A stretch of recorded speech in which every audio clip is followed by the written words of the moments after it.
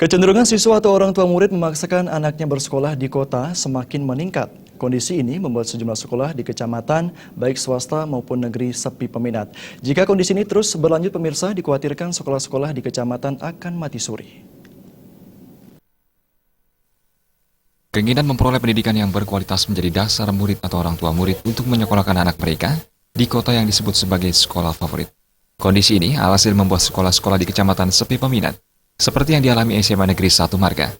Kepala Sekolah Seman 1 Marga Wayan Kantun Arimbawa yang didampingi Wakasek Humas Made Dharma dan Panitia PPDB Ketut Martika, sejak berdiri tahun 1997, Seman 1 Marga selalu menjadi sekolah favorit di Marga.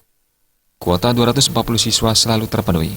Namun sejak 4 tahun terakhir, jumlah siswa menurun dan terus berlanjut hingga tahun ini. Penerimaan siswa baru tahun ini melalui online dan pendaftaran langsung di sekolah hanya terdaftar 155 siswa. Namun saat MPLS dilaksanakan, jumlah siswa yang masuk hanya 96 siswa. Pihak sekolah tidak mengetahui penyebabnya, hanya saja ia berharap semua pihak konsisten terhadap sistem yang telah disepakati bersama. Jika persoalan ini tidak dilanjuti, tidak dipungkiri, sekolah di kabupaten akan mati suri. Hasilnya sama, seperti bukan online tahun lalu gitu.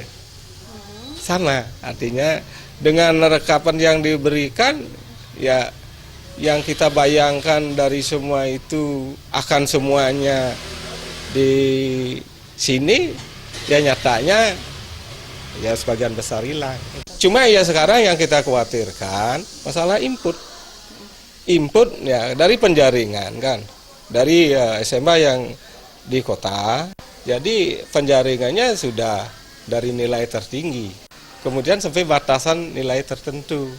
Kemudian jelas kita yang di pinggiran, gitu, kita dapat sisa dari itu. Sehingga nanti ke depan kalau memang ada kompetisi terkait dengan siswa berprestasi, kayaknya kita akan tetap di bawah.